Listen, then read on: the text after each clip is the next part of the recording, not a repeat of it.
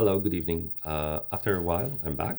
I just actually came back from a conference about 3D cell culture models and biologics in Goa, India. And I wanted to thank the Mumbai Biocluster for invitation and for the opportunity to present our data. I feel really inspired by all the talks I heard there, and I'm really eager to share. And there's a lot that will be coming up here that is actually coming from this conference. So, welcome in episode 2 on my podcast on NAMs and I would say research methods in general and research tools. So it looks like when you go to those conferences, it looks like everybody is just passionate about 3 Rs: replace, reduce, and refine, which is about minimizing the use of animals in research. Some people do it because they just hate how animals suffer, and that's obviously very noble thing to think about. But you also do it because actually the research on animals is not really helpful. I mean, there are many drugs that failed or would fail if they were tested on animals. And the fact that there are fewer and fewer drugs that make it in comparison to the costs, there are fewer and fewer drugs that make it, to everyday lives. And I'm saying that because we want this research to be as effective as possible, and the costs of new drugs are growing astronomically, and still the number per year is remaining more or less stable. Or there are people who want to develop new methods because they actually want to focus on the drug development, not only on the research, on the type of what they do, but actually on getting the right drugs. So I'm sharing all of that because on the conference I met many wonderful people, and some of them I invited to be guests on this podcast. So I'll be recording this online because they are just all over the world. And I will also share my interview that I did with the organizers of the conference. So that will be really, I'm really looking forward to the next few months, probably until we will organize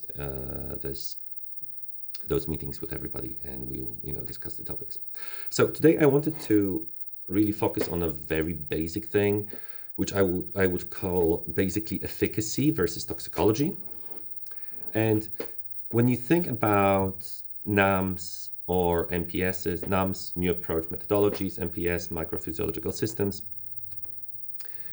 I would say majority of people, probably 80-90%, are really talking about toxicology. And toxicology is extremely important. Whether you test a new drug, a new chemical, any new substance, or even not a new substance, or a substance that you want to use in some context, you have to produce some toxicological data. And again, depending on the way this chemical will interact with your body or the user's body, whether it's injected or it's on the skin or it's inhaled, there are different toxicology tests that you have to use to be able to, for example, use it as a substrate to cosmetics, for example. I'm not really an expert in toxicology, but some of the people I will invite are. So that would be, I think that's going to be very, very interesting part that where they will share their view on the toxicology side, and I'm really looking forward to it. However, the other part is efficacy studies, and by efficacy we mean this is mostly on the drug side. Or new compounds that will hopefully be drugs in the future. And you basically want to test whether this drug is going to work or not. And from the regulatory perspective, actually toxicology is the biggest push, because nobody wants to have those adverse effects. We all want to be safe and cured at the same time, but the safety first, really, that's the role that is guiding most of research and most of the progress that we see, most of the experiments that are done in those NAMs or MPSs. But I think efficacy is obviously it is extremely, extremely important for those drugs that we want to test to work. And I've heard many times already that people, I mean researchers or small pharma, are extremely they really they go through some fairly simple essays, efficacy essays, and only at the very end they actually try to apply those advanced systems. And my take on it is actually very different. Since we are really focusing, like in our company, but also what I do academically, you can actually bring more harm than good when you use very simple models, simple efficacy models very early, and then apply those advanced models much later on. I know it's a true, I would say, fair comment that advanced models are obviously much more expensive. They can be 10, sometimes 100 times, or sometimes even 1,000 times more expensive. So it's not what I'm suggesting, maybe much more idealistic, but it's not always the case that they have to be so expensive. So I think what I'm trying to say is that the right efficacy models applied early in the drug discovery process actually make much, much more sense. Because even though they cost much more, but the real costs of investment in choosing the wrong molecule and then doing all the toxicology studies where eventually this drug is not going to work. I think that it looks like a safe bet to actually do this very early on and then, see whether the drug actually works, rather than really investing first whether the drug works and then eliminating it in tox studies if they do so. So this is really one thing. Another thing is, and another thing which binds strongly to the question of regulation. Because today, when you want to investigate a new drug, if you're a pharma company, you're an academic group, as long as you have funding, you can basically do anything. You can come up with a totally new model. You can do it yourself. You can produce your own ingredients, and you can just do all of that. But whenever regulation starts to kick in, there is a huge problem, because you should start to standardize. And I'm mentioning this because I think it's an equal problem both on efficacy and in toxicology side. Because standardization should actually let very different people perform the same experiment and get almost exactly the same result, which is unfortunately in our industry not always the case. The problem is that the more standardization you want to put in, you will have to have the same cell culture media then you would probably, if you use FBS, you would have to have the same source of FBS, the same batch. Then probably you need very similar labware, or produce with the same standards. And I'm saying all of that because at this moment, the problem that the repeatability of data is actually so low means that we are really into this kind of Wild West in terms of the results that we are producing, and then the data that we get eventually. So there is a huge problem in standardization, and I will be also discussing this with some of my guests, but luckily, some of the regulatory bodies like EMA or FDA are actually pushing quite strongly towards putting standardization, especially in those research models that later they judge whenever they have those IND filings, and they have to make a decision whether they should allow the drug to be tested in clinical trials or not. So that's really something I think is a fantastic progress, but there's still a way to go.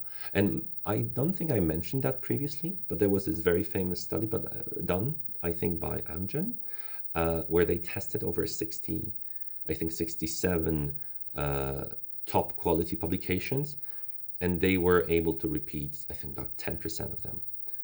And I'm saying that because that was, when I learned about that, it was really striking, because you would really expect those top publications to be the top quality, really the best. And that was really not the case. I think please double check me on that. But after doing those tests, they contacted the authors of those publications, and I think they increased from 10% to 15, maybe 20. I'm not exactly sure about the exact numbers, but it was significantly too low.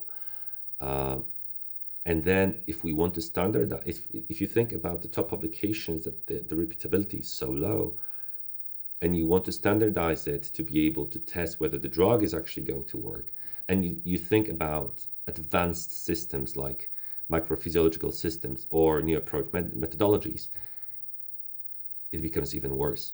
So I think we are in the biotech industry, in the research industry, we are where, for example, the car industry was in, let's say, 20s or 30s or 40s, when there were many different solutions. And companies and people just experimented with many different things. You can look back and look at those cars that had, 3 wheels, or some very weird engineering ideas applied, which you will not find in today's cars. So I think this is a very interesting model in the development, because we develop many different options. We as a scientific society develop many different models, but now we have to they have to come together to like the cars. When you take a part from one car to the other one, very often they will not really fit. But all the cars today follow very, very similar principles, almost all of them. And I think something similar will have to happen in the biotech industry. So, and by the way, there are over 3 million new articles per year. So trying to put that into context of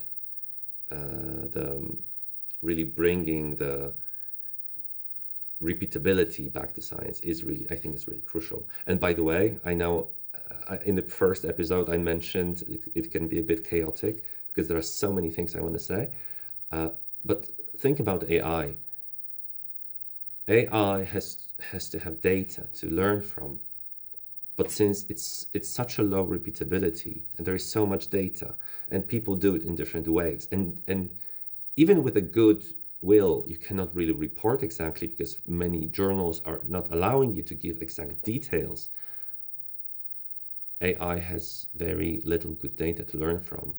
So the fact that I think there is a huge future in AI, there's also a huge problem in actually feeding AI with the right sets of data. And actually, Thomas Hartung was one of the professors in Goa on the conference, and he mentioned that we need something like Science GPT. I think it's totally true, but I also think that this Science GPT should have very clear distinction of kind of the probability of truth in different sets of data. So I just wanted to highlight that this will be something I will be talking more about with some of my guests, and I'm really excited for that. And thank you for listening again, and looking forward to the next time.